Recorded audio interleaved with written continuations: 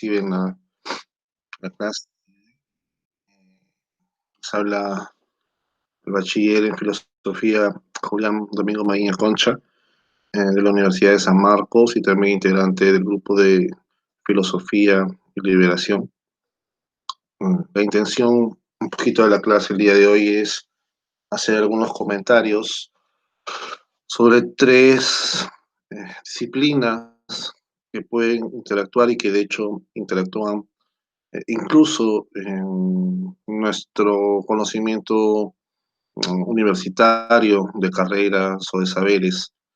Obviamente, ellas tienen diferentes enfoques. De hecho, las tres que vamos a mencionar y vamos a tratar de trabajar y profundizar un poco son la filosofía como el gran saber totalizador, holístico, sin entrar en detalle en algunas de las escuelas y también sabiendo la complejidad de la misma desde determinar el objeto de estudio. La gran diferencia entre la llamada filosofía con F mayúscula y con el artículo la como si fuese un solo sistema, porque no existe algo así como la filosofía en abstracto.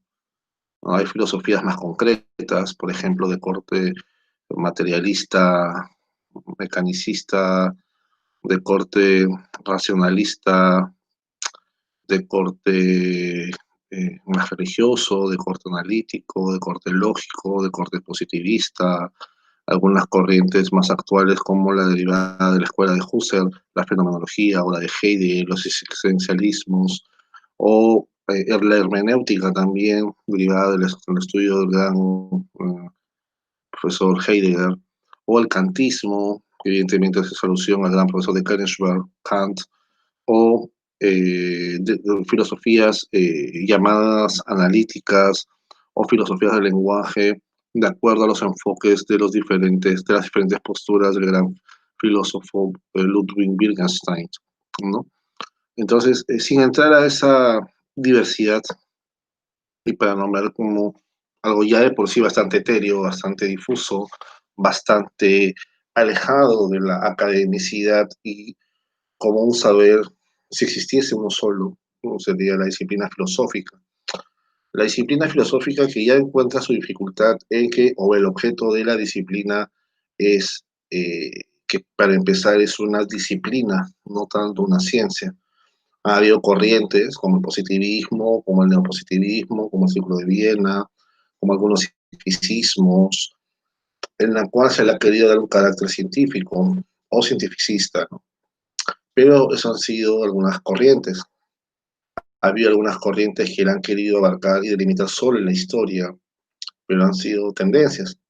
Ha habido corrientes en las cuales la han subyugado a esquemas teológicos, religiosos o de otro carácter, como en la etapa sobre todo escolástica, haciéndole una chila teología, o sea, una sierva de la teología, algo parecido a lo que se creó la lógica como elemento propedéutico y elemento primario para los estudios filosóficos.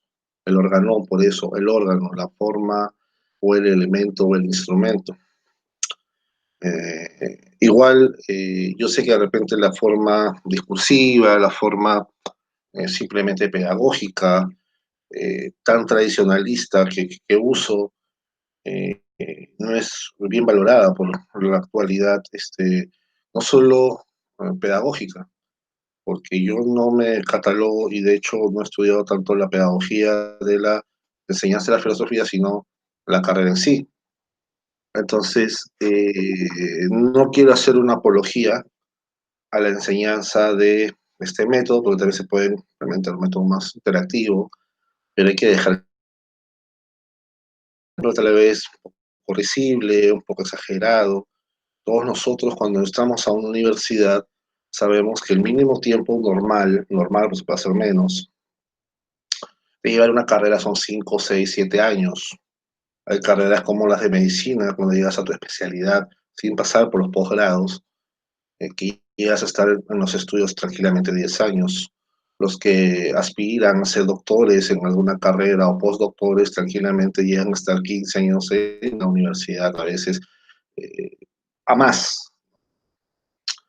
Entonces entendamos de que también hay disciplinas que nos permiten, no la filosofía, porque ya de por sí, como trataba de explicarles al inicio, es bastante difusa, bastantes escuelas, entonces, claro, si a mí me gusta lo que hago, es como una relación de pareja, ¿no? O sea, a mí me gusta la chica, valga, vale, y la chica me corresponde, entonces yo todos los esfuerzos que haga desmedidos frente a una persona que no me corresponde o frente a alguien que no me gusta, sí los va a valer, pero no los valen porque objetivamente los valgan, sino los valen porque estoy dispuesto a sacrificarme por ese esfuerzo. Del mismo modo, la mayoría de nosotros reconoce que aspectos como la matemática pura, la física pura, o muchas carreras como el mismo ingreso a la Universidad de la Medicina, por ejemplo, en el Perú, es ya de por sí una preparación de años, ¿no? O sea, yo no puedo, no habiendo llevado buenos estudios escolares, no estudiando bien para la universidad, pretender ingresar a la universidad en la rama de la medicina, por ejemplo, pongo para un ejemplo, y ser buen alumno o ingresar si quiero a la Universidad Nacional de Medicina. Entonces, obviamente la filosofía no tiene esa dificultad a los ingresos, como tampoco la tiene la física pura o la matemática, pero sí su complejidad en el estudio, justamente por esa complejidad en que cada vez en un mercado más neoliberal, capitalista, los esquemas, incluso en países como la Unión Soviética o China, no necesariamente aumenten los números de matemáticos, de físicos, de filósofos, de teólogos, hace pues que estas disciplinas no ofrezcan muchas resistencias como carrera al momento de ingresarlas a veces, pero sí al concluirlas y sí al presentar cada vez, y a esto iba con, si a mí me pide como filósofo, otros catedráticos, amigos y amigas, que en buena onda, que en buena lead, eh, de hecho yo tengo un problema un tono aburrido, estoy haciendo muchos cambios de voz, nada de eso, pero me digan, oye Julián, haz lo más simple, haz lo más sencillo, haz lo más cercano al alumno. Hay que ir distinguiendo que la reflexión, la profundización del pensamiento es una actividad tediosa, es una actividad repetitiva en cuanto a reflexionar, salirse de, doblarse. Me doblo sobre mí mismo, me autoanalizo, me autoveo, realizo observaciones sobre cosas que son evidentes, pero no evidentes para todos, y voy más allá. O sea, cuando todo el mundo aprende que el uno más uno es 2, ya lo repite mecánicamente. No analiza la teoría de conjuntos que hay en el fondo. Y hacia eso también quería ver la matemática, nos sirve como buena herramienta. Nadie cree que la matemática es sencilla, incluso para los que podemos tener ciertas habilidades matemáticas y cierto aprecio por la matemática, y le reconocemos a la matemática una hermosura y una belleza que otras ciencias no tienen. Entendemos que la matemática es popularmente difícil de aprender, justamente por su grado de abstracción, como la lógica, como ciertos conceptos filosóficos, como los conceptos más abstractos de cada una de las ciencias más difíciles. Cualquiera que ve una hormiga y a nadie se le va a hacer difícil entender que es una hormiga cuando llega a los 20, 25 años. De hecho, podría no saber qué es una noción de insecto, no saber las partes en que se compone un insecto, no saber la familia, un nombre latino de la hormiga, y aún así entender que la hormiga más o menos es una hormiga y tendría una muy buena aproximación de lo que se ve como hormiga. Pero ahí viene la diferencia en la filosofía. La filosofía sería ya no reflexionar sobre lo que es la hormiga, como lo que yo veo, sino sobre qué hay de la esencia de la hormiga, de qué cosa le permite a la hormiga ser hormiga y no ser, por ejemplo, un chanchito de tierra, o no ser un gusano. Algunos me dirán la forma. Sí, pero ¿qué cosa es la forma? ¿Y a qué forma se refiere? Porque, por ejemplo, eso lo podemos ver en otros tipos de animales como los que hacen capullos, los que realizan el proceso de la metamorfosis, nosotros mismos, yo mismo. Yo mismo soy Julián ayer, soy Julián hoy, soy Julián mañana, soy Julián hace 20 años, soy Julián hoy, soy Julián en más de 20 años, si llegado el momento vivo. Pero ¿qué hay que perdure en esos 40 años de transición? Hay algo que no es ni ahorita, ni ayer, ni a futuro exactamente eso. Entonces tú me dirás, uy, ya son cosas no muy, que incluso no tienen una función práctica, y ahí viene también otra dificultad de la filosofía. La filosofía nos permite formular criterios, de eso es, por eso es una actividad crítica, conceptos orientados a temas morales, artísticos y temas políticos. O sea, el filósofo reflexiona la actividad política, no es un político. De hecho, la actividad política es totalmente diferente. O un militante político no puede, no ejerce, aunque sea la misma persona, la actividad filosófica. De hecho, el filósofo cuestiona los sistemas políticos, cuestiona las actitudes políticas, incluso que a él le parecen correctas. En cambio, un político defiende porque busca el poder, busca llegar al poder, no busca un análisis más veraz o de un sistema mejorado. Mientras que de alguna manera el filósofo va destruyendo el sistema que incluso él cree que es correcto por uno mejor, al cual debería llegar, aunque nunca llegue. Tenemos una capacidad analítica, eh, pero que tiene que ver siempre con el interés a la reflexión, al deseo de la profundidad, a poner en evidencia los diferentes problemas y proponer posibles soluciones. Sí, es verdad que se dice de la filosofía que solamente pregunta sí y no, porque la búsqueda de una buena pregunta, por ejemplo, ¿no? Estamos ahora con gente que dice abiertamente, el presidente Martín Vizcarra, presidente del Perú, es el culpable de la pobreza en el país. Claro, para un niño de 2 o 3 años de repente eso lo puedes comer. Para un niño de 10 años, el niño te podría preguntar, papá, mamá, si tú me dices eso, quiere decir que donde el presidente Martín Vizcarra no es presidente, no hay este problema. Si tu respuesta es, bueno, también hay este problema, entonces el niño o tu hijo te está orientando a creer, como es lógico, de que no es el problema del gobernante que tenemos ahora, más allá de sus incapacidades y sus pocos aciertos. Cuando un analista como Fernando Rospigliosi dice en menos de 2 minutos que nuestro nuevo premier, Pablo Cateriano, es muy confrontacional, pero a la vez le hace sombra a el presidente Martín Vizcarra, que dista mucho la figura dictatorial de un Maduro o, o de un Chávez, por ejemplo, o de un Fidel Castro, dista mucho desde el enfoque de la personalidad y actitudes, por más que sus contrincantes digan lo contrario,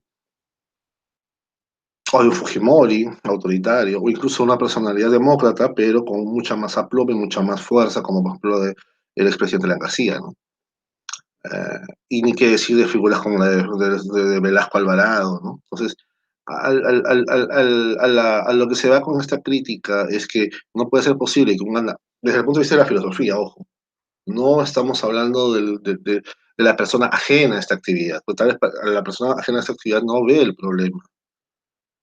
Y justamente como yo les he dicho a muchas de las personas con las cuales he llegado a compartir en la tranquilidad de alguna conversación, justamente la filosofía te permite ser esa llamada espada del augurio, del león o de los Thundercats, ¿no? Ver más allá de lo evidente. Porque justamente ver lo evidente no es un mérito, es ver lo evidente, lo que todos podemos ver. Ver más allá de eso, eh, hoy en esta época parece ser ya un poder, ya no parece ser lo normal, lo común, ¿no? Incluso el premier Cateriano, que todavía no toma juramento, nos decía y que hemos perdido un poco el sentido común. Volviendo con el ejemplo de este analista político, yo analista entre comillas porque hay que ser sincero, yo lo escuchaba cuando hace muchos años, de joven, de adolescente, escuchaba, no recuerdo bien el programa, pero habían 4 personas en su momento, Fernando Rospigliosi, me parece Pedro Paredes, que es el editor del Comercio, eh, había dos más, dos comentaristas más. Uno que era en la República, Mirko Lauer, ahí estaba Mirko Lauer, y me parece que él que era uno de lentecitos, también Fernando, creo que se llama.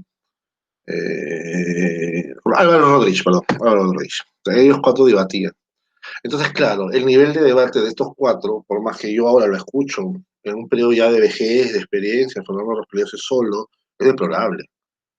O sea, yo le hago la crítica porque aprendí a escuchar y a debatir viendo a este panelista, al cual yo no diré que admiraba, pero por lo menos le tenía un gran respeto, porque con las conversaciones con Paredes, con Lauer, con Rodríguez, entre los cuatro había una suma, ¿no? O sea, se sumaba, ¿no? Porque claro, si un joven el día de hoy ha escuchado los mamarrachos comentarios de, por ejemplo, un señor Mamani, de, por ejemplo, eh, comentaristas, bueno, no comentaristas, sino congresistas como, por ejemplo, Becerril, ¿no? Uno no puede aprender de política con esos señores. Uno diría, pero esta gente no tiene sentido común, no tiene criterio.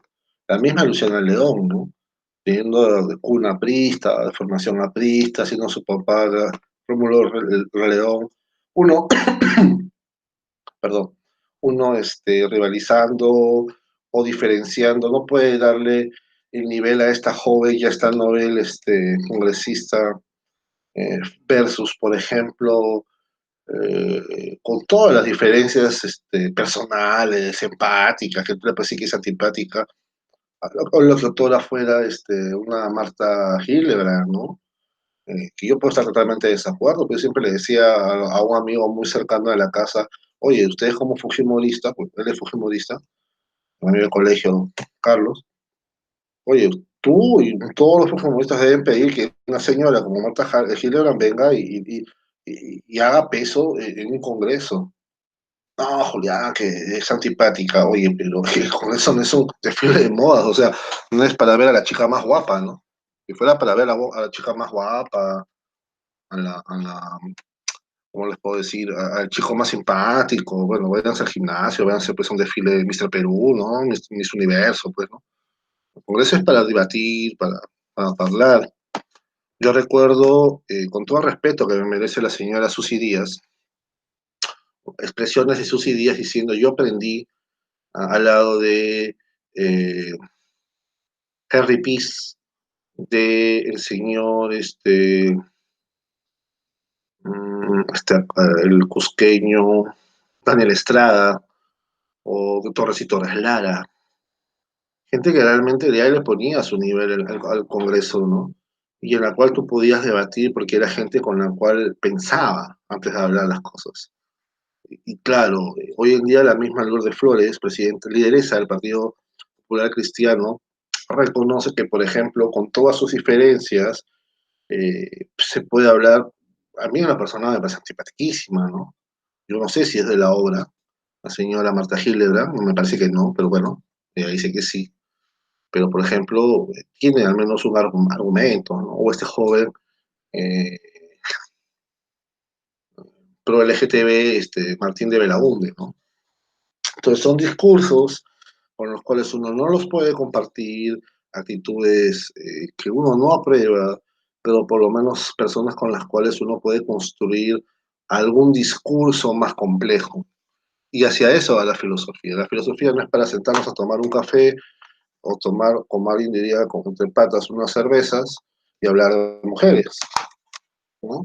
Que de repente eso es lo que alguno podría decir. Y ojo, este no es un comentario misógino, sino esto es la triste realidad de que muchas veces hasta temas de iguales se hablen con una ligereza y con una simplicidad. Aprovecho para decir que, por ejemplo, en la filosofía hay muchas ramas, muchos subestudios, subdisciplinas. Y hay una disciplina que a mí, bueno, algunas disciplinas, ¿no? La epistemología, que es hermosa porque es la reflexión del conocimiento científico. Algo que a mi manera de ver debería ser la base de los comentarios filosóficos. O sea, no debería haber filosofía, no debería haber filosofía. Yo sé que lo que digo de repente no es filosófico, de repente es un poco tirano, de repente es un poco dogmático, de repente es un poco positivista para mucha gente, no me importa. pero yo no puedo dar mis opiniones si no hay sustentos, no solamente de la doxa, no solamente de la información, doxa es opinión, no solamente, sino que hay algún conocimiento, por ejemplo, en el COVID, hay un montón de gente que opinaba y hay un montón de gente que no tenía idea ni siquiera lo que era un virus, ¿no? Entonces, ¿cómo puedo dar opiniones? Yo entiendo que es decir, apetecible criticar al ministro de Salud, pero si tenemos a un ministro de Salud que inicia sus funciones con 100 camas y hasta el día de hoy, cuando lo han destituido, no hemos logrado tener el mínimo de camas normales, con un sistema colapsado, incluso fusionando o superponiendo los tres sistemas de médicos. ¿Yo cómo puedo decir abiertamente? Y esto es algo preocupante. Esto no lo han dicho chicos de colegio. Esto no lo han dicho barra brava. O sea, disculpo con el perdón de... Yo también soy hincha de fútbol, hincha de Alianza también, lo acordaré de la selección peruana. Pero eso no lo han dicho gente inexperta, lo han dicho periodistas. El ministro ha decepcionado, el ministro ha fracasado. ¿Fracasado ante qué? Parece que la gente no entiende qué es fracasar. Y parece que la gente es muy alegre para hasta alegrarse por el fracaso del ministro de Salud del Perú. No fracasa el señor Zamora. Hoy en día algunos se alegraban por el nombramiento estos días de la doctora Pilar Macetti, pero yo les pregunto y les digo, con todas las imágenes que hemos tenido, no hemos tenido un solo día, creo yo, me atrevo a decirlo, de un acatamiento 100% del estado de emergencia. No ha habido 24 horas donde el estado de emergencia se haya cumplido 100% en el Perú. Cuando un padre de familia, yo no soy papá, por suerte creo, de repente soy muy duro. Cuando ustedes, señores padres, le dice a su hijo, no hagas esto, y su hijo lo hace, si tiene 10, 12, 13 años, ¿lo castiga o lo premia? No lo premia, sino que lo castigará. Nadie está pensando en ser un Nerdental, un cavernícola, de molerlo a palos, como hay muchas bestias, con el perdón de las bestias, que lo hacen, ¿no? Eh, pero hay personas que necesitan de otros niveles de formación, de otros niveles para desarrollar todo su potencial. Sin embargo, si usted a su hijo de 10, 11 años, 9 años le dice, no hagas esto, una, dos, tres, cuatro, 111 días, y lo hace, la culpa del menor de edad de quién es. ¿Suya como papá? ¿Realmente suya? ¿O es el hijo malcriado que no quiere obedecer? Porque yo entiendo a un niño, un bebé de 3 años, de 2 años, yo entiendo, ¿no? Pero incluso hay cosas que un bebé de 2 años, 3 años entiende. Usted tiene un perro y al perro no lo sabe entrenar, la culpa es de usted como entrenador. Hay personas que ni siquiera han obedecido lo que un perro, con el perdón de los perros, se les imponía, ¿no? Un perro se le castiga cuando no hace sus necesidades con el periódico y el perro aprende. No se necesita un coeficiente de 200 ni de 300 para entender que si no se sale, no se sale. No es que si no se sale, se sale. No, no, o sea, es no, sí, es sí. Acá no estamos con las bromas de los TikToks y de las cosas de que, ay, mi amor, ¿yo qué te dije? Sí, es no. Y el no es sí, ¿no? La típica broma de las chicas, ¿no? De los enamorados y las enamoradas. Parece que todo lo tomamos a broma, sí. El peruano a veces puede ser muy humorista, muy, muy, muy tildado a la vena humorística, y eso está bien, eso es valioso, pero no puede ser valioso en un ambiente en donde estamos en una guerra, donde estuvimos en una guerra, donde seguimos en una guerra, donde países como Estados Unidos, donde países como China, donde países como Rusia, donde países, los países más potentes del mundo, con la mejor tecnología, con las mejores infraestructuras de salud, se quebraron, se quebraron. No nos podemos dar ese lujo. Nadie quiere que tengamos la disciplina alemana ni la disciplina soviética, porque no somos soviéticos y no somos alemanes, pero simplemente cumplir una orden que cualquiera las aprenda a recibir, porque ojo, es una orden para la salud de todos, no es para la salud solo mía. No es para la salud solo del otro, es para todos. O sea, esa incapacidad de la empatía con el peruano al peruano. No puede ser, no puede ser. Nos hemos quejado, nos hemos quejado, al menos hay gente que a mí me tenía hinchada en las redes y en otros ambientes, personales también, con la queja, el venezolano vino a quitarme mi trabajo. El venezolano vino a no dejarme trabajar. El venezolano, el venezolano, el venezolano. Cuando tú, peruano, tuviste la opción de decirle, bueno, yo sí cumplo la norma, yo sí obedezco, yo no soy informal, yo amo a mi país, yo amo a mis compañeros, yo amo a mi familia, porque finalmente nadie te está pidiendo que vayas como Alfonso Ugarte y te tires del caballo, o como Francisco Bolognesi a matarte contra los chilenos por el país, por un pedazo de tierra, si quieres. Te están pidiendo que cuides a tu familia.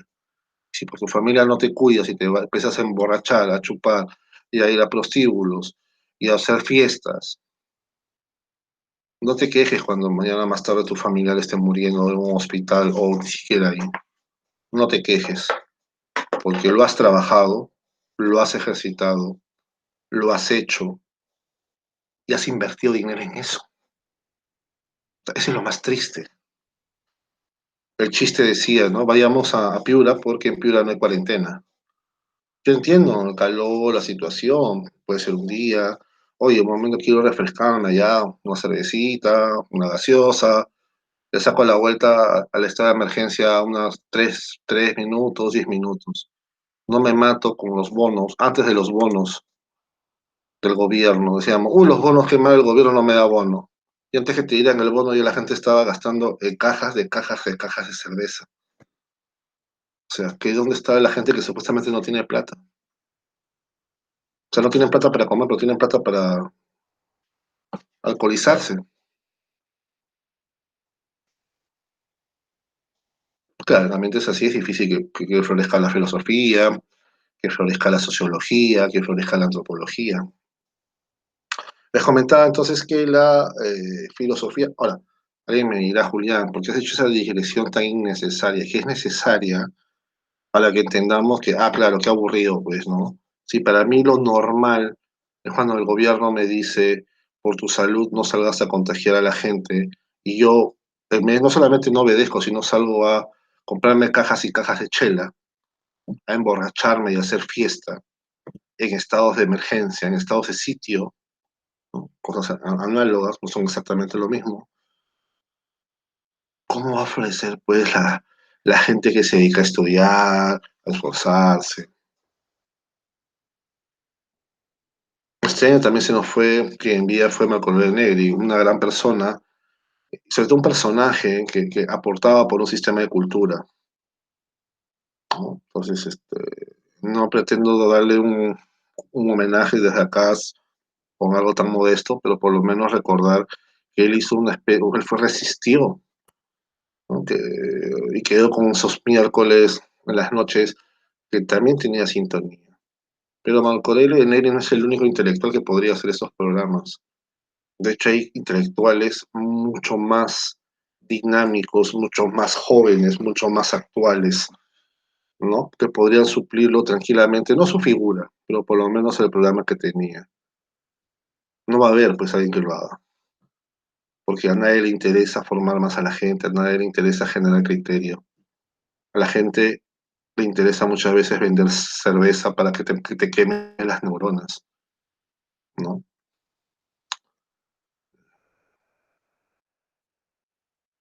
La gran esclavitud del peruano no es ser pobre, es ser ignorante. No de la ignorancia que adolecemos todos, porque nadie con todo, es más lo que vamos a morir desconociendo que conociendo, sino la ignorancia de tus derechos, de tus cosas básicas, de a qué puedes aspirar, ¿no? Entonces la filosofía nos permite ver esos esquemas, nos permite hacer una actividad crítica del ser, ¿de qué ser? Del ser ético, del ser político, del ser moral, del ser social, del ser lógico.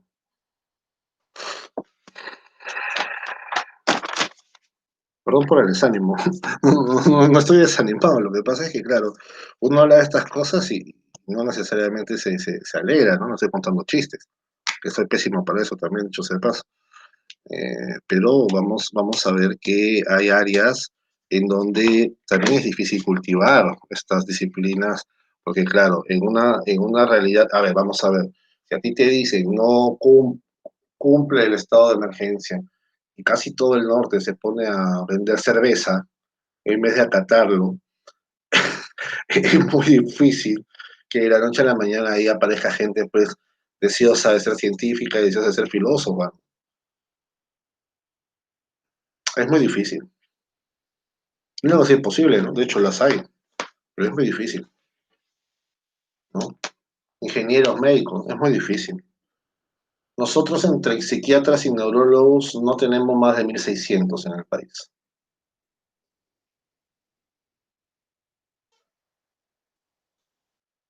O sea, bueno, la pretensión de la clase era un poco antropología y sociología. Voy a tratar de dejarlos al final un poco la antropología y la sociología, pero ven cómo la filosofía nos permite ir tocando temas no tan abstractos, ¿no? Obviamente yo no estoy hablándoles qué es el ser, ¿no? Porque podría pasar toda la vida y igual no terminamos de decir qué es el ser. Tampoco interesa ahora mucho qué es el ser, ¿no? Estamos en una pandemia, hay que resolver otras cosas primarias, otras necesidades básicas, para pasar a las secundarias, a las terciarias y cuando llegamos a las quintas o sextas, ahí pasaremos a ver qué es el ser. La antropología es la ciencia holística, o sea, totalitaria, de los procesos sociales y culturales de nuestra realidad. Desarrolla una profesión crítica, pero concreta, parte de un complejo mucho mayor, el desarrollo histórico de su especialidad, las corrientes teóricas y los debates, los principales corrientes dentro del campo de las ciencias sociales, las clásicas y las contemporáneas, los primeros y los últimos debates. Hay relaciones económicas, políticas, con las funciones de estas en las diferencias sociales y culturales, trata de construir una comunidad unitaria.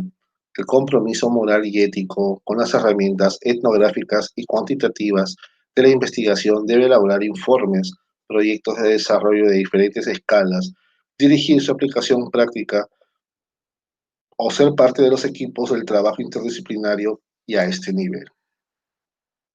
Por otro lado, la sociología es el producir, transmitir y explicar, aplicando esos conocimientos, capacidades de observación, análisis, sistematización, síntesis, sólida formación humanística, conocimientos avanzados de sociología, de métodos, técnicas, procedimientos de la investigación social, conocer de la realidad peruana y mundial, identificar los problemas sociales, impactos sociales, resolver un objetivo de las políticas, gestión y administración de los programas. Cuando yo hacía este análisis, desde mi formación filosófica, también iba teniendo cierto análisis social, cierto análisis que un sociólogo lo haría. De hecho, ciertas reflexiones filosóficas, sociológicas y antropológicas se van dando cuenta. Hay una filosofía de la sociología, hay una filosofía de la liberación que tiene muchos elementos sociales de Latinoamérica, de nuestras realidades tan empobrecidas y que necesita reivindicaciones rápidas. Hay toda una reflexión de la filosofía de la tecnología, de la técnica, de la ingeniería, lo cual nos permite ver la necesidad de generar más ingenieros, porque claro, en una pandemia hay muchos temas de salud. Los educadores también hemos sido afectados. Los abogados, otros tipos de servicios no han sido tan requeridos, pero el índice de violencia ha aumentado intrafamiliarmente. Entonces vamos viendo que cuando ya la filosofía se va interrelacionando, como por ejemplo con la filosofía, crea esta rama, la antropología filosófica. ¿Y de qué habla la antropología filosófica frente a la llamada antropología social?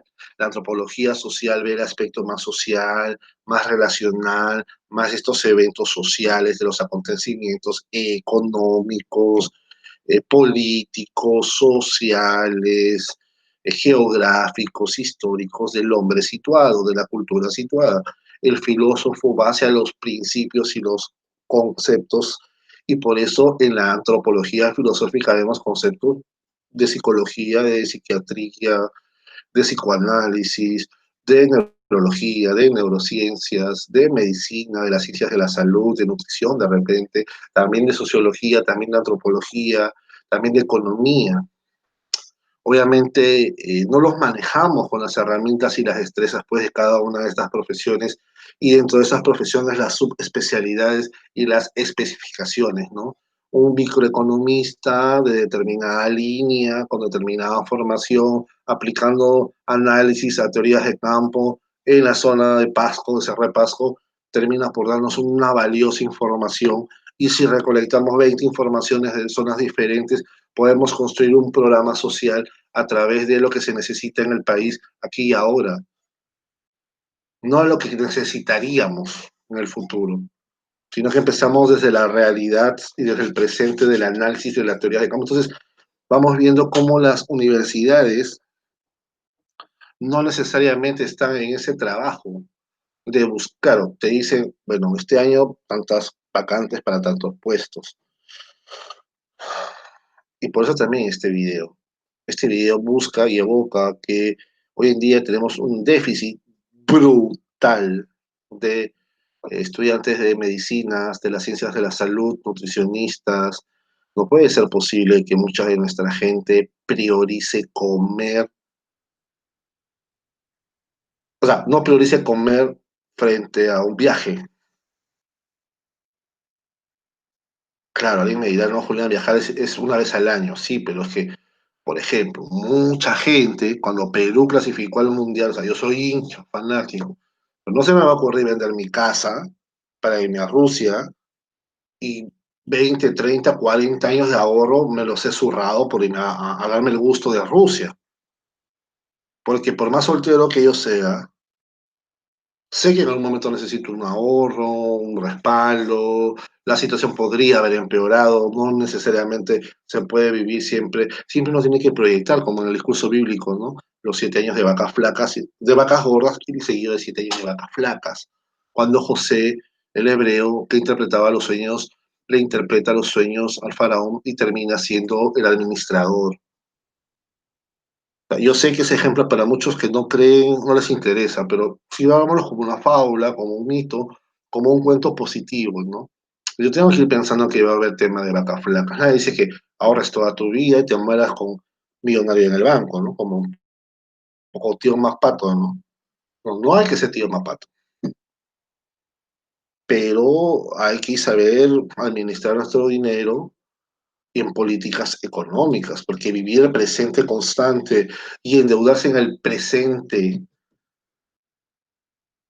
del futuro, terminas por hacer lo que hemos hecho ahora, ahogándonos. Pero ese es un modo de vida. Es un modo de vida que prioriza el hoy, que es un nihilismo, que es uno de la nada vengo, a la nada voy, vivamos y moramos que mañana, comamos y bebamos que mañana moriremos. Eso es en esencia. Que no es cristiano, que no es budista, que no es pues islámico tampoco, que no tiene nada que ver con la religión, porque todas las religiones que más o menos perduran hasta el día de hoy hablan de una moderación, hablan de un equilibrio, hablan de cierto guardar pan para mayo. No puede ser posible que yo gane como X y gaste como 3X. En algún momento esos 2X me lo va a cobrar alguien. La realidad, mi hijo, mi hija, mi flaca, mi papá, mi mamá, no sé. Entendamos eso. Entendamos eso, es por eso un llamado a la reflexión, es un llamado también, una invitación poderosa. El hombre que está a tu lado es tu prójimo, y tu prójimo te puede ayudar, no como tú quieres, pero sí como él puede. Y si cada uno ayuda a su vecino o a su amigo del costado o a su conocido realmente de años del costado, podrá no esperar nada a cambio, pero podrá recibir dos ayudas, dos ayudas.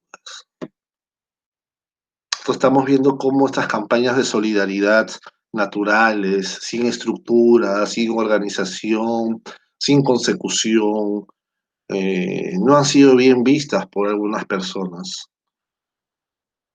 pero son necesarias, son necesarias. Yo no digo que sacrifiquemos a los perros y a los gatos, pero hay muchos albergues de 200 perritos, de 200 gatitos, que han seguido recibiendo donaciones para estos animales. Y yo me alegro por los animales. Yo también no soy un animalista, no me catalogo como animalista, porque creo que el animalista rompe cierto esquema de valorar más la vida de un animal frente a una persona, y ahí hay un pequeño error, porque esa persona me puede producir para dos animales, para tres animales. O sea, vamos, no es que la vida de la persona sea importante y la del animal no. Ese es un modelo que tal vez hay que sí ir desechando. La vida de los animales vale, desde los que son comibles por los pollos, los pavos, son creados para eso, hasta la total repugnancia de la cultura como esta corrida del toro y el cóndor, porque es un suplicio para el pobre animal, el pobre toro, ¿no? O la de la corrida de toros española, ¿no? O la pelea de gallos, ¿no? Bueno, si a los gallos no les pusieran las navajas, bueno, que se picotee y así, de repente, ¿no? Igual es un sanguinarismo innecesario, pero vamos, la estupidez está por todos lados. Nosotros no somos tan racionales como pensamos. De hecho, la mayoría de nuestros actos no son racionales. No los calculamos, no los pensamos, no los analizamos. Yo le pregunto, cuando usted se enamora a cualquier edad, no está analizando, oye, esta persona me conviene enamorarme de ella, entonces yo me enamoro. Cuando usted come, salvo si tiene alguna normalidad, come más o menos unas cosas comunes, regulares, que no le caen mal.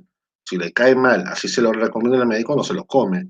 Si no le gusta, no está comprando comida que no le gusta todos los días, ¿no? Eso sería medio martírico, no sé. En todo caso, come menos lo que le gusta, ¿no? Si engorda, ¿no? Si no engorda, bueno.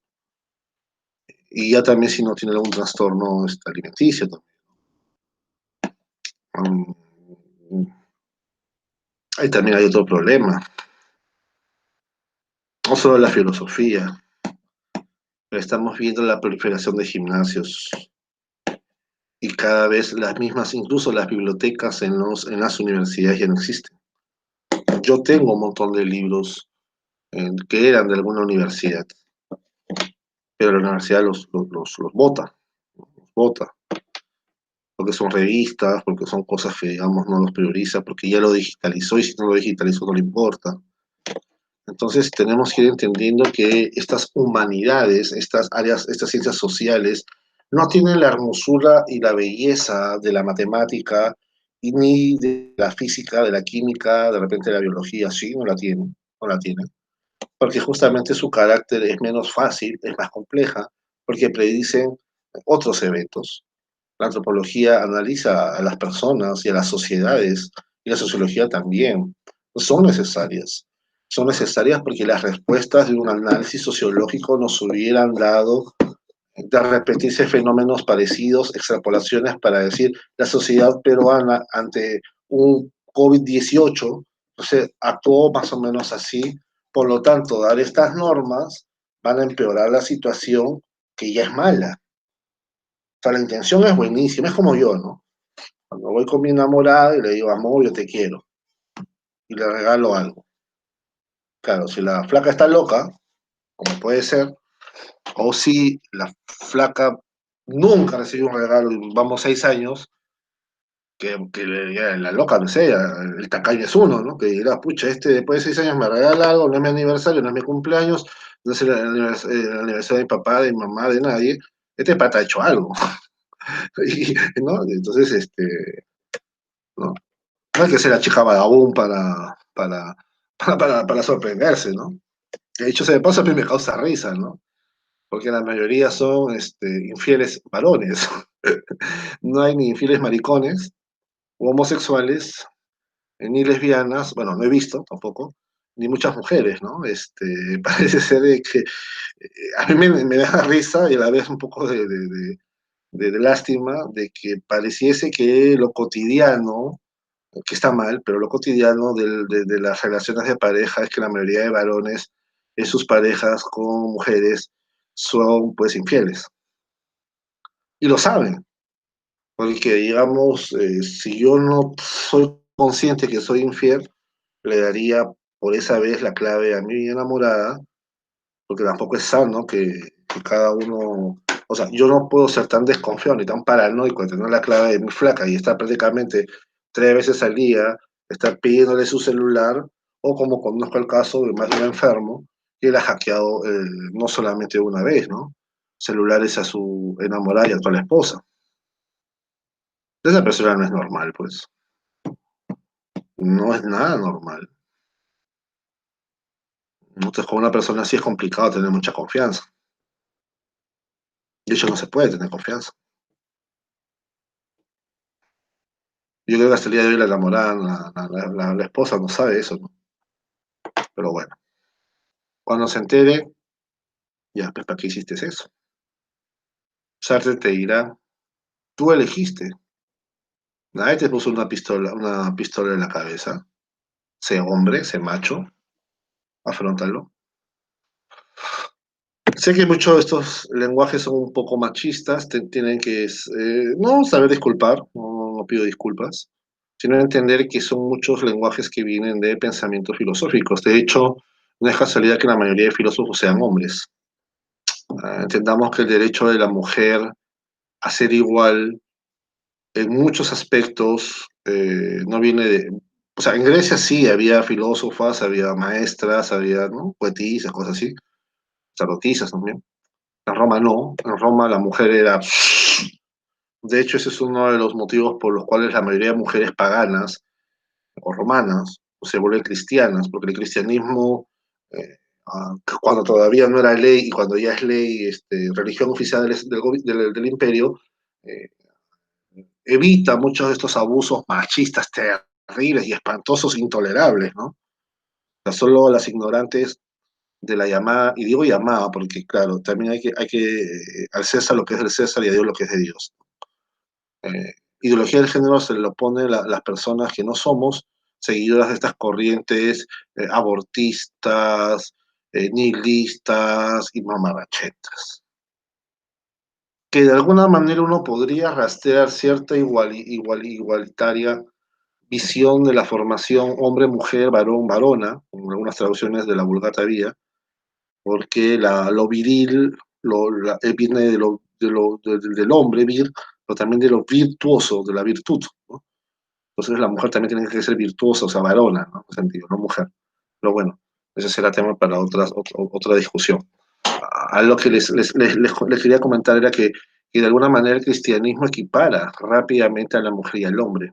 El cristianismo, no el judaísmo, ¿no? Pero ya viene reflejado en las actitudes de Jesús. De hecho, Jesús es un gran, no feminista, como por ahí de repente algún loco habrá escrito, ¿no? Sino es un igualador de la correcta interpretación de la Torá y de mucha de la ley mosaica, pues porque también había un problema, ¿no? A Jesús a veces le dice, oye, esta es la ley que nos escribió Moisés, ¿tú qué dices? ¿No? Como si Jesús retándolo a que él supere a Moisés o a los profetas. Y a veces Jesús se los dice en su cara. La ley no era así, Dios no quiso esto en un inicio, pero la dureza de vuestro corazón, raza de víboras y sepulcros blanqueados, hizo que adaptara, pero Moisés, no Dios. O sea, digamos, es un poco, siendo precisos, la ley mosaica, no la ley que Dios le dio a Moisés. De ahí había que ser la precisión. De hecho, les invito, yo no he encontrado, pero les invito a ver los apedreamientos de las adúlteras. Es algo maravillosamente estadístico, que nunca he encontrado que hayan adúlteros. O sea, es como que hacer un adulterio no solo con la mujer, ¿no? Como si el adúltero fuera un fantasma, un ángel, ¿no? Un pata que jamás chapan, dicho sea de paso. Jamás lo atrapan, jamás lo apedrean, jamás lo linchan, ¿no? Pero a la mujer sí, pues linchan.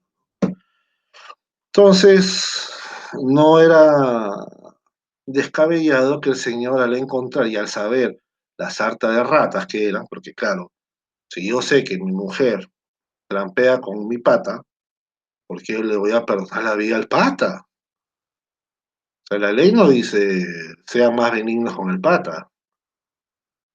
Y oh sorpresa, los patas varones nunca estaban. De hecho, yo no recuerdo algún caso que estén. Y eso a mí me preocupa. Una estadística casi infalible, ¿no? Es como que, oh sorpresa, ¿no? El choro que nunca atrapan, ¿no? Atrapan a las choras, a las mujeres rateras, a los hombres nunca, nunca, ¿no? O viceversa, como ahora, ¿no?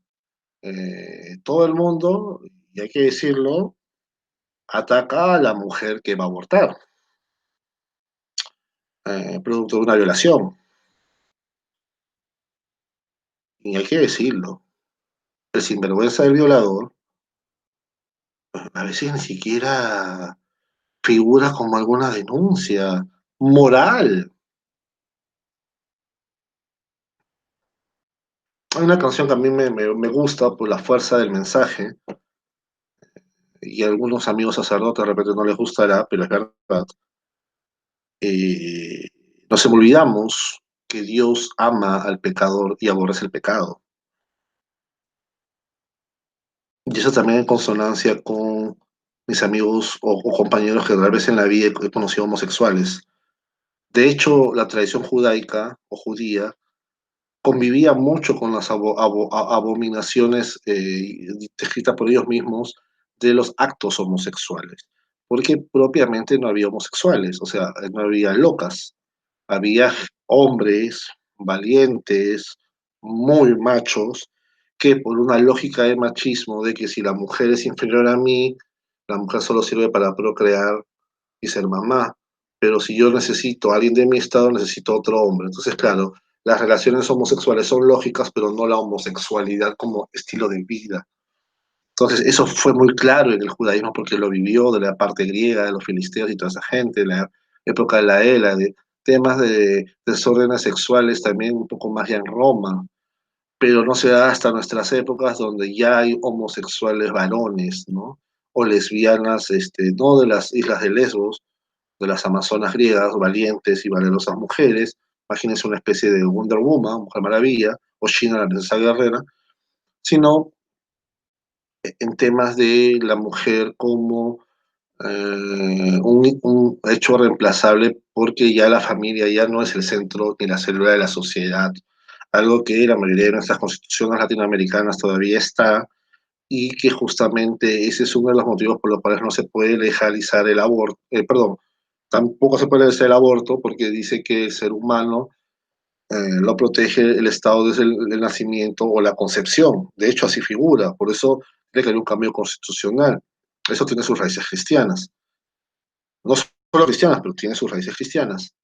Entonces, y que dice que aunque es verdad que el matrimonio es entre hombre y mujer, no es entre cualquier hombre y mujer. De hecho, ninguno de nosotros se casa con nuestra mamá, con nuestro papá, con nuestra hermana, con nuestra prima hermana. O sea, no es tampoco que cualquier hombre esté con cualquier mujer, ¿no? Hay ciertas regulaciones internas, ¿no? Entonces, eso también, ¿no? Pero bueno, a lo que iba era que esta filosofía tiene la potencia de reflexionar sobre otras disciplinas y sobre ella misma y sobre otras ramas de la misma filosofía.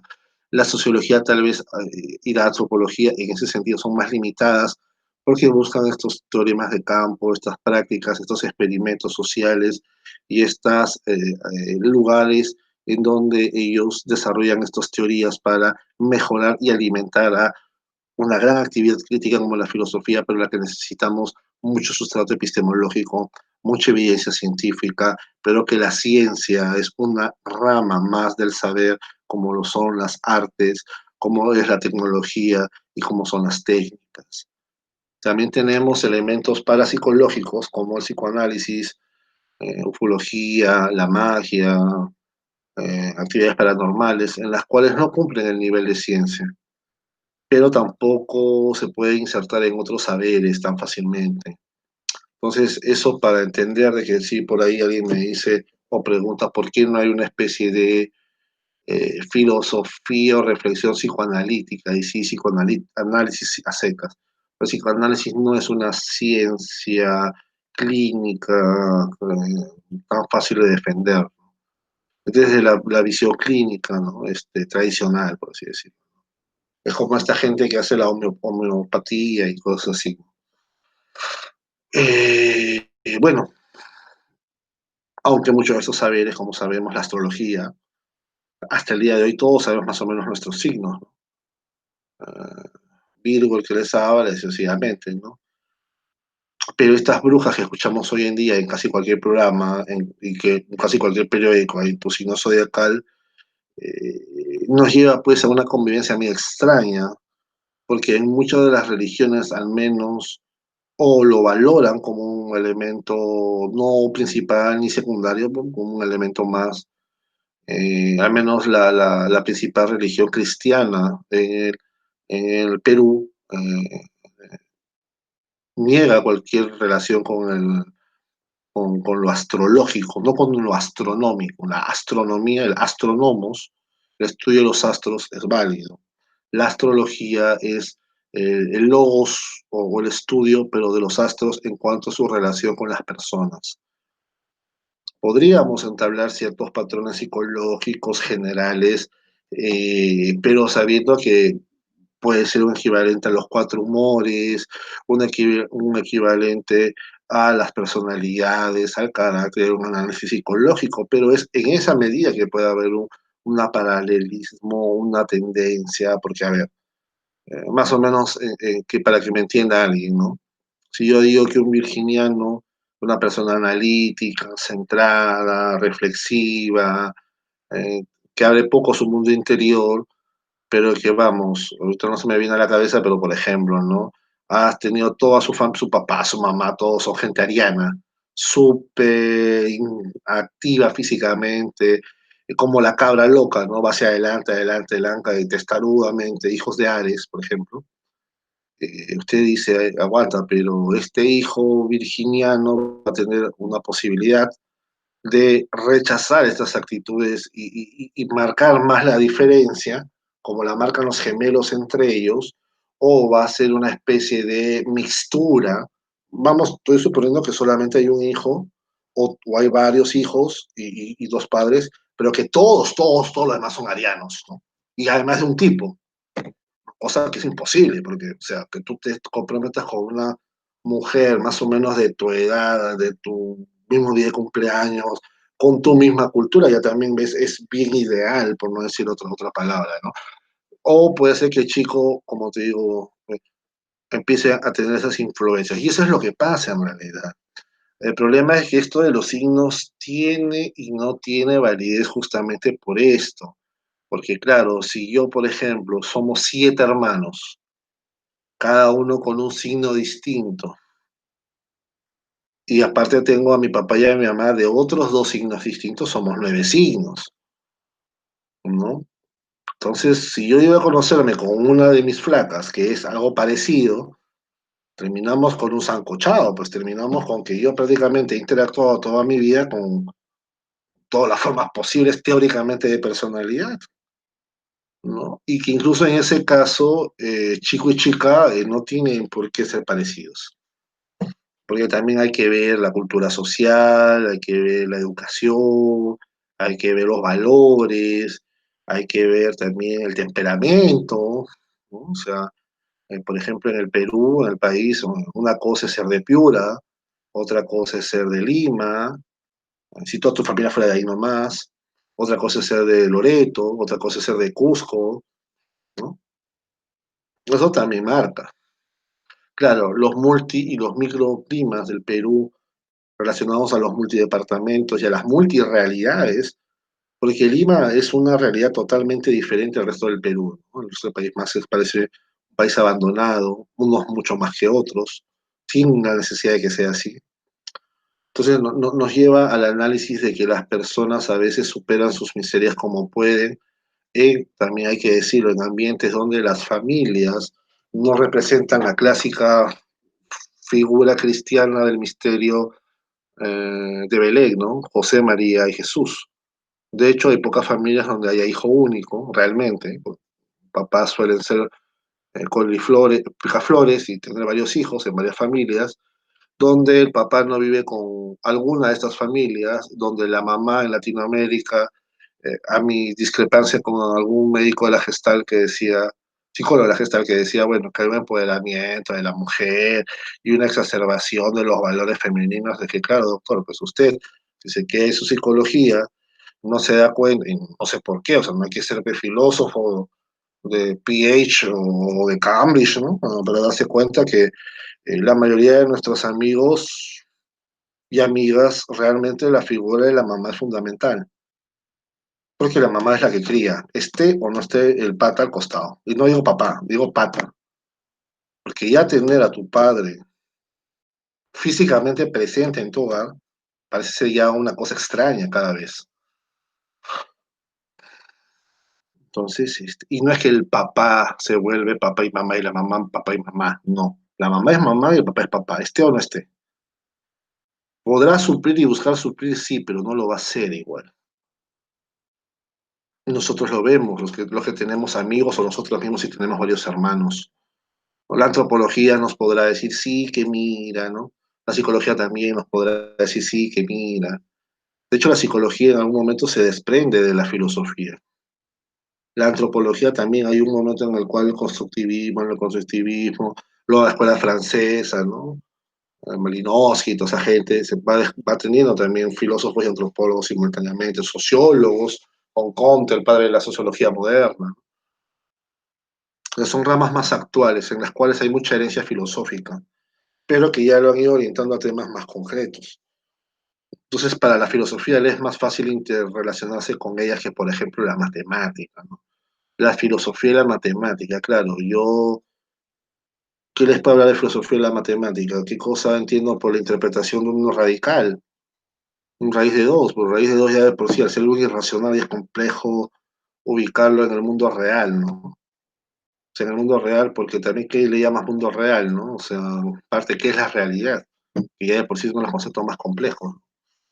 Entonces, lo que quería decir era que, pero sí para el filósofo es necesario manejar ciertos conceptos, ciertas herramientas antropológicas, sociológicas, sin llegar a la inexorable conclusión de Bunge.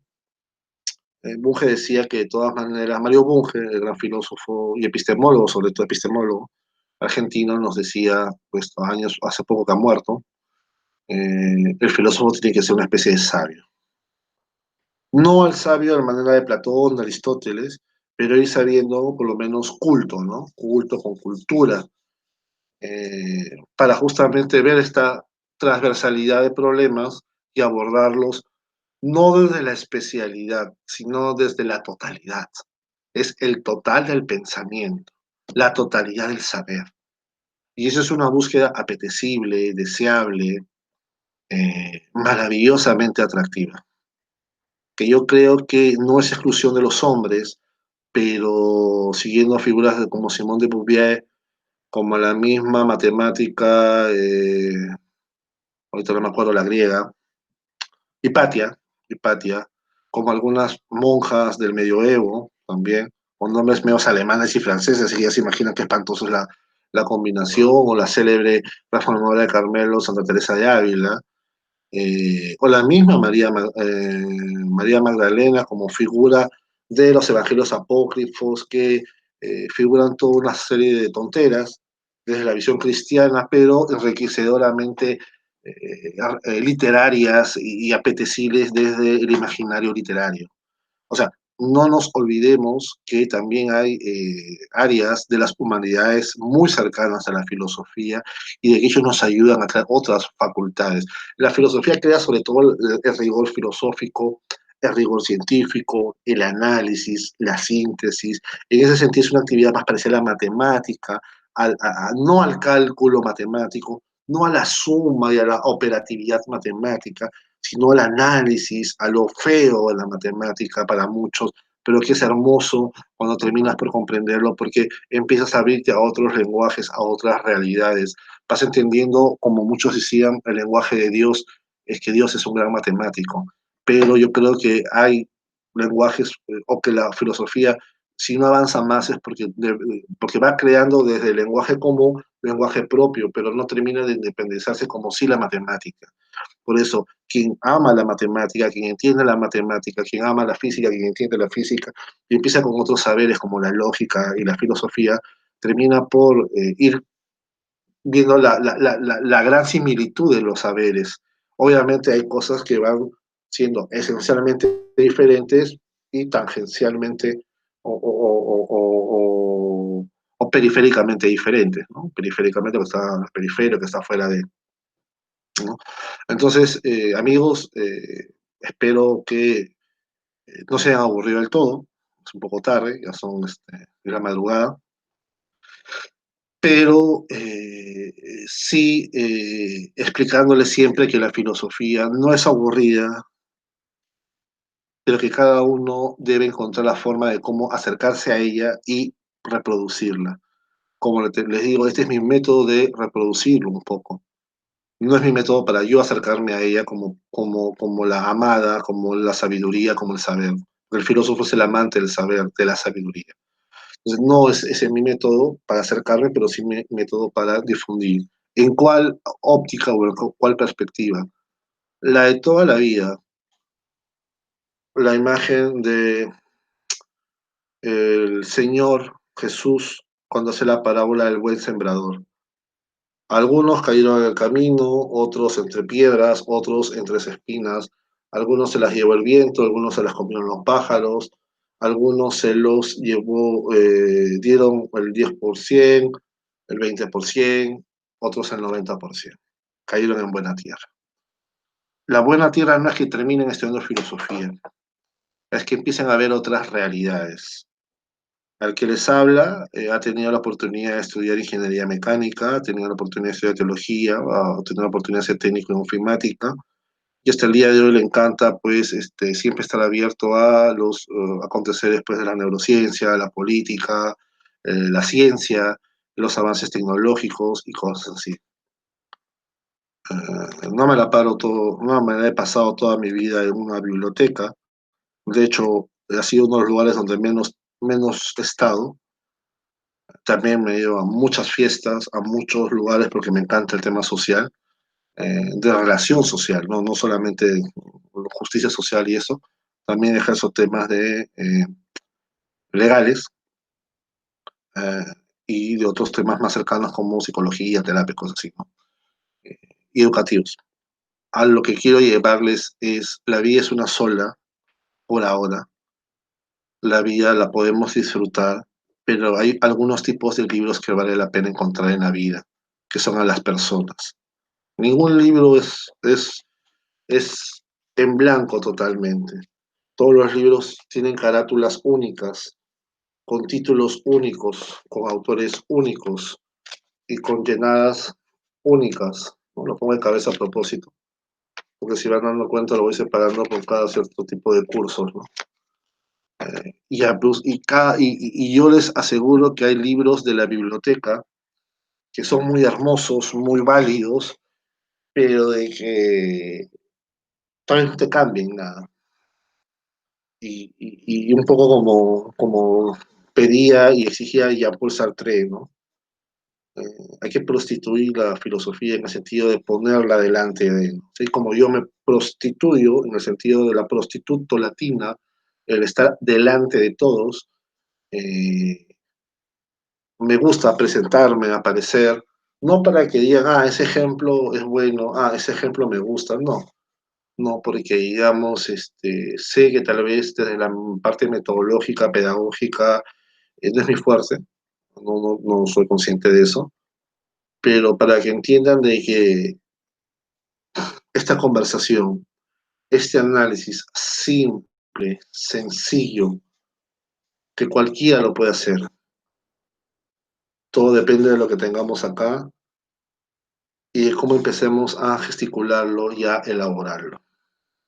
Todos hablamos, todos pensamos. ¿Qué te impide hacer tus análisis y subirlos y colgarlos? Y si alguien tiene el agrado de que le agrade lo que dices, ponerte un like, ponerte un me gusta, pero sobre todo ayudarte a difundir, porque lo que estamos perdiendo hoy en día es que no se necesita ir a una universidad para escuchar filosofía,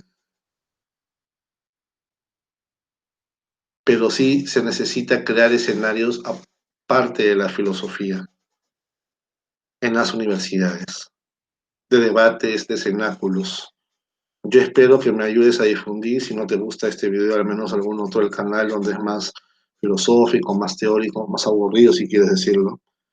Pero es como la matemática. 10.000 planillones para aprender las tablas de multiplicar. Hasta el día que aprendes las tablas de multiplicar y el planillón y los 10.000 planillones nunca más los vuelves a hacer.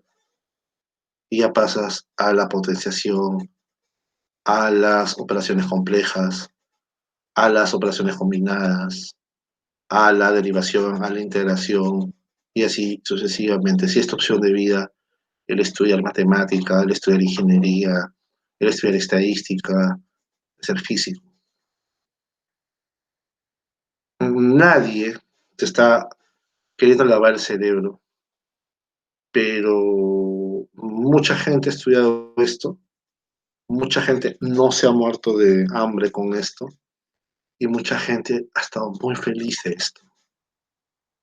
Yo te invito, como te digo, como estudiante, como persona que ha estudiado cosas de ingeniería, que ha estudiado física, que ha estudiado química, que le gusta la psicología, que le gusta la teología, que también le gustan los temas de paranormales, de magia, esoterismo, que también es sección de teología, que es un catequista, ¿no? Que también ha aprendido de muchos temas desde la filosofía, también budismo, que esta cabeza, la cabeza que tienes tú, que Dios te ha dado, que lo divino comparte contigo, te permita iluminar a otras personas.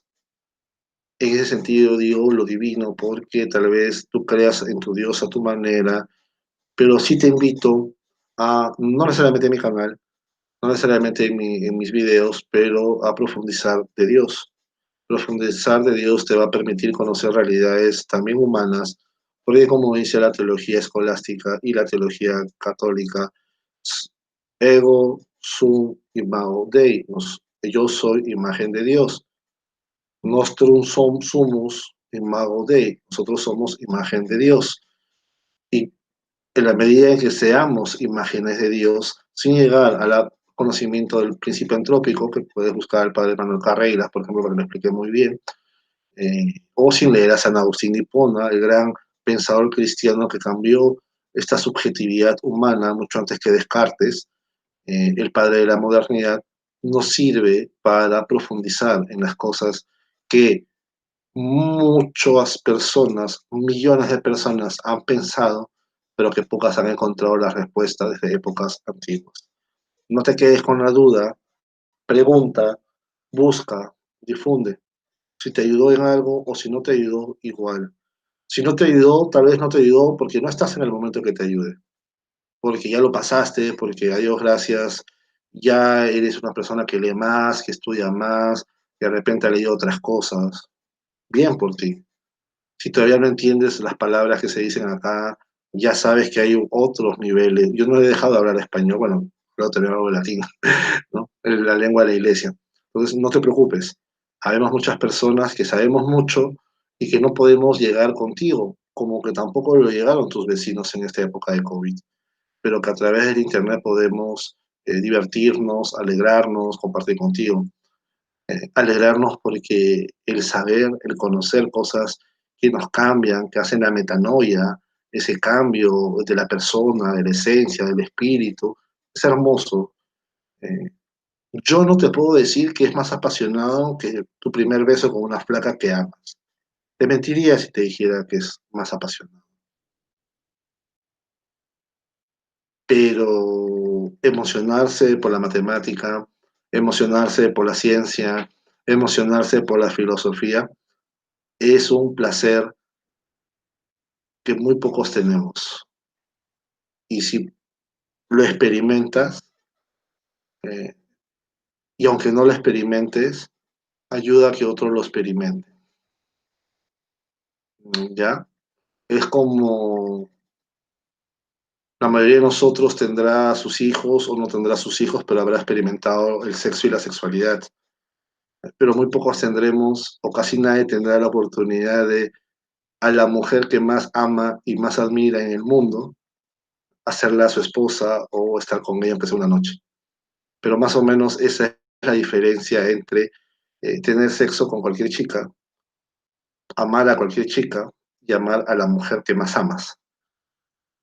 En ambos, en los tres niveles, hay amor, hay sexo, pero la intensidad, el compromiso y el imaginario de cada uno es lo que cambia. No es tanto la objetividad del acto que cambia. No es tanto que deja que una mujer es mejor que la otra o nosotros somos otros hombres, no.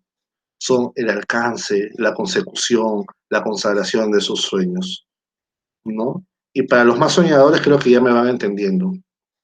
Es como para los que nos gusta el fútbol. Y si pudiéramos, claro, si pudiéramos jugar como Messi, como Cristiano Ronaldo, como Pablo Guerrero, como Farfán, nos encantaría patear un penal que haga campeón del mundo a Perú. Pero si somos conscientes, sabremos que también tenemos la opción de fallarlo. Y no nos gustaría estar en la situación de poder fallar el penal. Nos gustaría estar en la situación de solo meterlo. Entonces, la vida muchas veces ni siquiera nos da la opción de poder fallar. Pero a Dios gracias tenemos esta oportunidad en un país que necesita científicos, porque los científicos descubren la vacuna del COVID y van a hacer lo que los soldados no pueden, lo que los profesores no pueden, lo que los que no son científicos no pueden.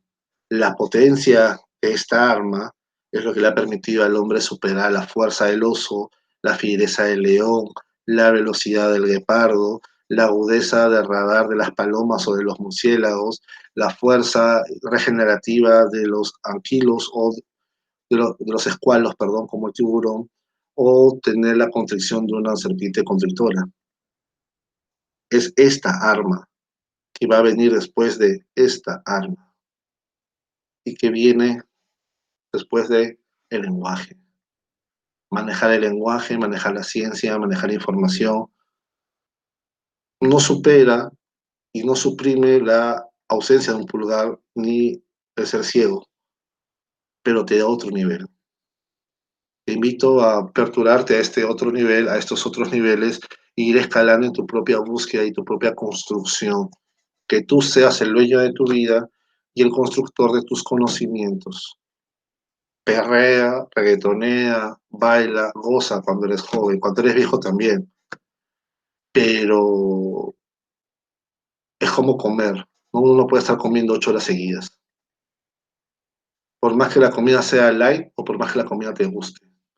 Siempre es bueno ir viendo actividades nuevas y esta actividad, la intelectual, que cansa 2 veces más por lo menos que la física, es algo que es un placer y que queda, que lo puedes compartir, que lo puedes aprender y sobre todo lo llevas a todos lados, ¿no? Que el hecho que cada vez haya más gimnasios no nos obliga a cerrar cada vez más universidades, más institutos, más college, más bibliotecas. ¿Ya? Que la internet, que en tu Instagram, que en tu TikTok, que en tu Facebook, que en tu Twitter, no te acostumbres al pensamiento Twitter, no te acostumbres. Si para ti el Twitter es demasiado largo, estás en problemas, estás en problemas. Nadie quiere que creas una Biblia, pero estás en problemas. Si tú el pensamiento Twitter, la escritura Twitter, la redacción Twitter es muy larga para ti, estás en problemas. ¿No? Entonces, un abrazo, cuídense y espero pues seguir conversando y mandando más clases, sugerencias, todo, yo las tendré a bien venir y bueno, creo que ha sido más largo de lo que esperaba, pero ánimo, estas han sido tres pequeñas disciplinas, sobre todo la antropología y la sociología que se diferencian, interrelacionan con la filosofía, análisis que se da entre las tres, pero que la hace un filósofo. Y alguien que ha estudiado filosofía a partir de otros saberes epistemológicos, científicos, técnicos, ingenieriles, médicos, neurocientíficos, de docencia. ¿no? Un abrazo, cuídense y a difundir estas cosas, no solamente de mi canal, sino cosas parecidas, para que podamos siempre ir creciendo en la comunidad y que la diversidad del pensamiento sea eso. Gracias.